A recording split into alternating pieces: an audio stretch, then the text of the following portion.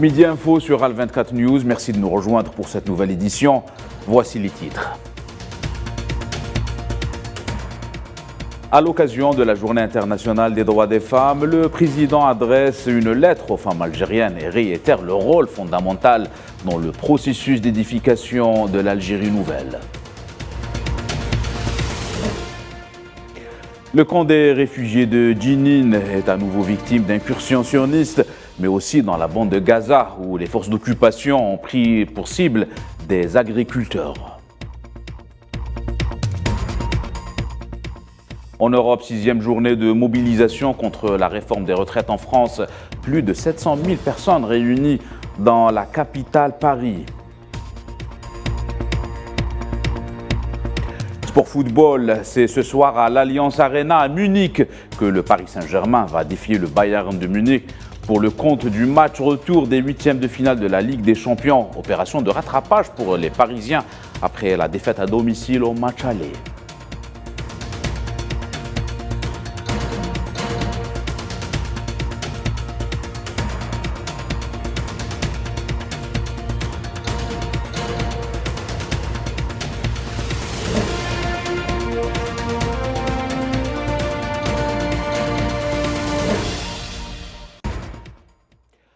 Bonjour à tous, voilà pour les titres.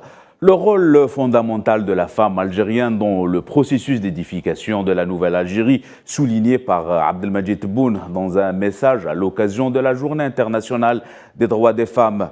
Le président algérien a réitéré sa détermination à honorer ses engagements devant le peuple en consolidant la place de la femme, notamment en matière d'autonomisation politique et d'intégration au processus de relance économique, en consacrant le principe de parité dans les postes de responsabilité et les autres fonctions de l'État. Il s'est aussi engagé à assurer les garanties de protection contre toutes les formes de violence.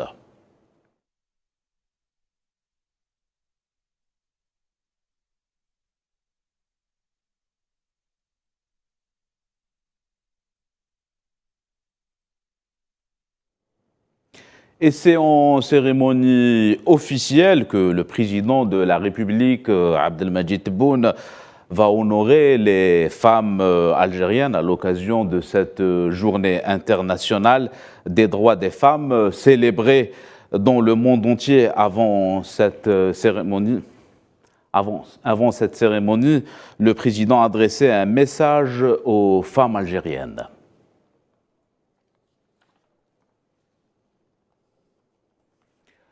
Diplomatie, le secrétaire général du ministère des Affaires étrangères, Ammar Blani, a reçu le président de la Commission des Affaires étrangères au Parlement croate, Gari Capelli. Une occasion de réitérer la volonté des deux parties et leurs aspirations communes à développer et à élargir la coopération bilatérale, notamment à la lumière des consultations politiques algéro-croates réussies, dont la 3e session s'est tenue à Alger le 21 février dernier.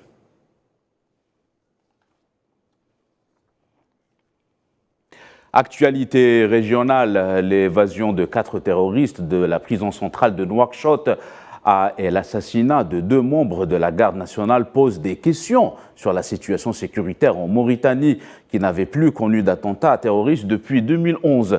Dans une conjoncture géopolitique très mouvementée sur le plan international, la stabilisation de la région sahélienne est au cœur des enjeux du moment. Les détails avec Soufiane Baroudi. Depuis 2011, plus aucun attentat terroriste n'a été perpétré en Mauritanie, faisant du pays le lieu le plus stable de la région sahélienne. L'évasion de 4 terroristes de la prison centrale de Nouakchott et la mort de 2 membres de la garde nationale mauritanienne posent plusieurs questions sur les tenants et les aboutissants de cet événement. Alors que l'enquête se poursuit et qu'un dispositif sécuritaire d'ampleur a été mis en place par les autorités mauritaniennes. Nouakchott a plaidé pour une politique de dialogue basée sur la réhabilitation idéologique conjuguée à l'intensification de l'action sécuritaire afin de lutter contre le fondamentalisme. La stratégie mauritanienne a été opérante de l'aveu général, à l'exemple du secrétaire d'État américain Anthony Blinken, qui a salué les résultats probants obtenus par la Mauritanie dans le champ de la lutte antiterroriste.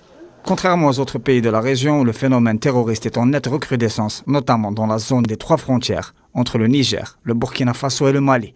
Nouakchott a opéré la multiplication des partenariats dans un esprit de multilatéralité afin d'optimiser la stabilisation, ce qui a été illustré par la visite le mois dernier du chef de la diplomatie russe Sergei Lavrov à Nouakchott, où il a proposé le soutien de Moscou.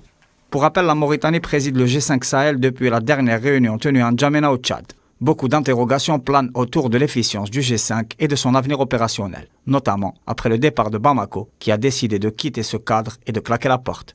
À ce propos, le chef de la diplomatie malienne, Abdoulaye Diop, a déclaré que le moment était venu pour que la France et les pays occidentaux prennent conscience que les pays africains disposaient de la capacité à diriger leur pays et à choisir leur partenariat stratégique en adéquation avec leurs intérêts. Dans ce sillage, l'Algérie et la Mauritanie ont entériné le renforcement de leur coopération sur plusieurs volets, à l'exemple du champ sécuritaire, économique et commercial, dans l'objectif d'accélérer l'intégration régionale et de promouvoir un horizon de paix et de stabilité. Le chef du gouvernement d'Union nationale libyen, Abdelhamid Dbeiba, a reçu l'envoyé spécial de l'ONU dans le pays, Abdoulaye Bathily. Au cours de la réunion, Bathily a présenté à Dbeiba un résumé de ses tournées régionales et internationales et les résultats de ses réunions à New York, soulignant qu'elle soutenait son projet d'organiser des élections, car c'est l'objectif principal du travail de la mission. Le chef du gouvernement d'Union nationale a affirmé son soutien aux mesures prises par la mission de l'ONU, qui travaille sérieusement et continuellement avec les partis internationaux pour parvenir aux élections dans le pays.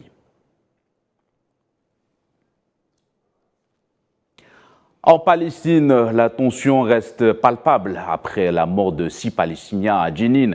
Les forces d'occupation ont ciblé des agriculteurs dans la bande de Gaza, un territoire déjà sous blocus par l'administration coloniale depuis plusieurs années. Les détails avec Naïla Aït Hamouda. Les violences envers les Palestiniens ne connaissent aucune limite. Les forces d'occupation ont pris pour cible aujourd'hui des bateaux de pêcheurs à l'ouest de Beit Lahia et des terres agricoles à l'est de Beit Hanoun, en nord de la bande de Gaza. Ils ont ouvert le feu sur les agriculteurs pour les contraindre à quitter leurs terres et même les pêcheurs n'ont pas été épargnés. Heureusement, aucune victime n'a été déplorée. Ce n'est pas la première fois que les agriculteurs et les pêcheurs sont victimes de tels agissements.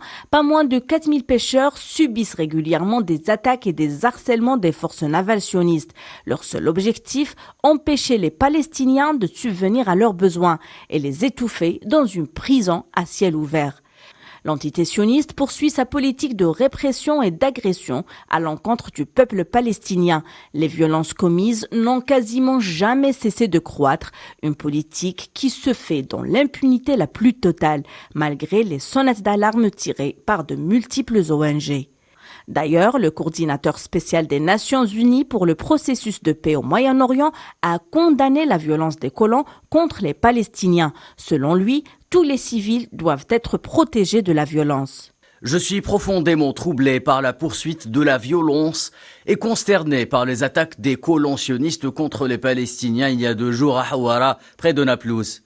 L'entité sioniste en tant que puissance occupante doit veiller à ce que la population civile soit protégée et que les auteurs soient tenus responsables. Par ailleurs, les prisonniers palestiniens continuent leur mouvement de désobéissance, entamant leur 23e jour consécutif contre la campagne de répression initiée par le ministre ultranationaliste sioniste de la Sécurité nationale, Itamar Ben-Gvir. Et sur le plan diplomatique, le Parlement sud-africain adopte une résolution historique visant à déclasser l'ambassade d'Afrique du Sud en Israël. Pretoria avait pris une décision similaire en 2019 en réduisant sa représentation diplomatique à Tel Aviv en raison de ces atrocités commises par l'occupant à l'égard de la population palestinienne. L'Afrique du Sud soutient la cause palestinienne depuis que les deux parties ont établi des relations diplomatiques officielles en 1995, un an après la fin du régime d'apartheid.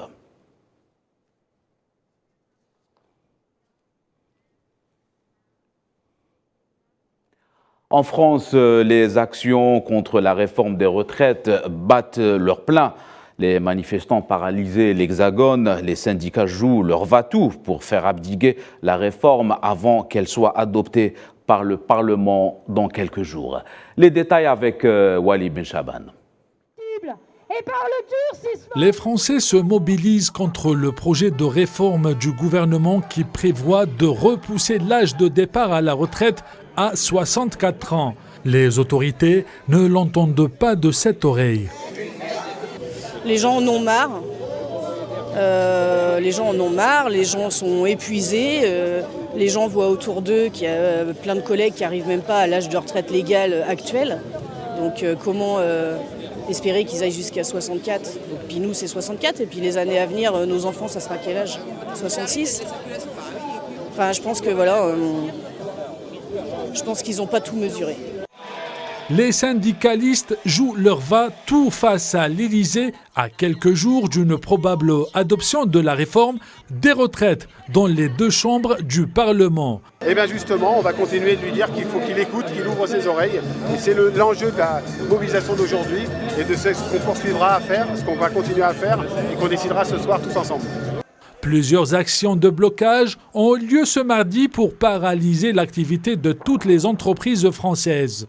Les protestataires assurent qu'il s'agit de la plus forte journée de mobilisation depuis le début du bras de fer. Pourtant, c'est la plus grosse journée de mobilisation depuis le début du conflit, donc c'est la 6e, avec y compris des difficultés à recenser parce qu'il y a plus de 300 lieux de manifestation et parfois dans des endroits qu'on n'a pas l'habitude de connaître, ou même parfois où les forces syndicales sont faibles. Donc oui, c'est une grosse réussite. Et puis il y a vous l'avez noté, il y a des grèves, des mobilisations dans tous les secteurs, ce qui correspond bien à notre attente d'une France à l'arrêt. Cette 6e journée d'action a été marquée par le lancement de grèves reconductibles dans plusieurs secteurs et fait figure de test majeur pour le gouvernement français qui veut relever l'âge légal de départ à la retraite de 62 à 64 ans. Les Français réussiront-ils à convaincre l'exécutif de prendre en considération leurs revendications ou l'Élysée a déjà tranché sur la question et pèsera-t-il de tout son poids pour faire passer le texte au Parlement ? Les prochains jours seront décisifs. Et c'est dans ce registre que le Sénat va poursuivre l'examen de l'article 7 portant l'âge de départ à la retraite à 64 ans. Les députés ont décidé d'utiliser un article de son règlement interne pour accélérer la discussion avant de renoncer à procéder à un vote dans la nuit de mardi à mercredi. Les débats doivent reprendre dans cet après-midi.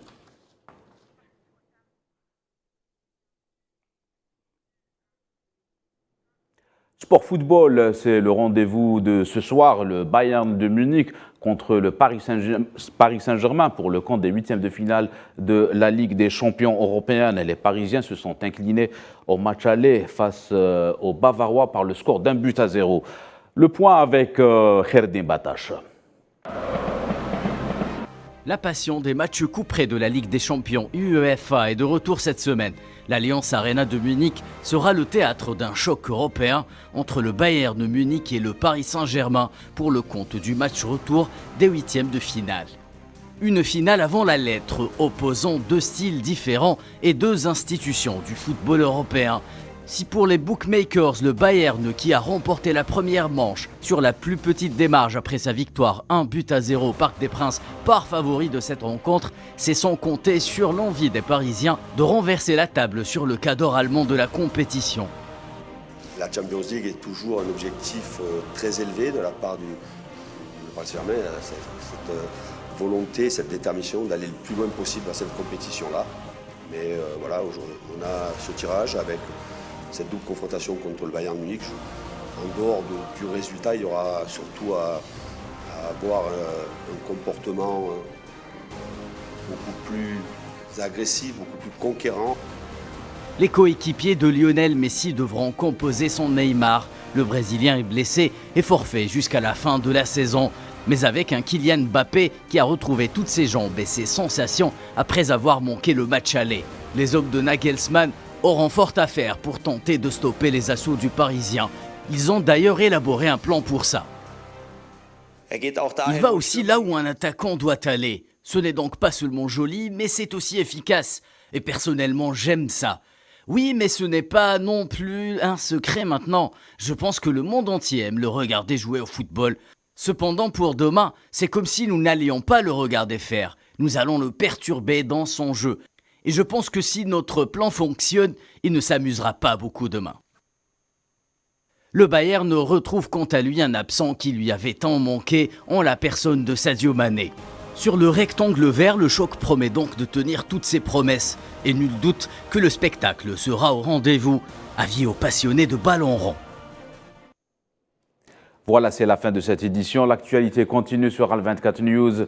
Excellent après-midi à tous.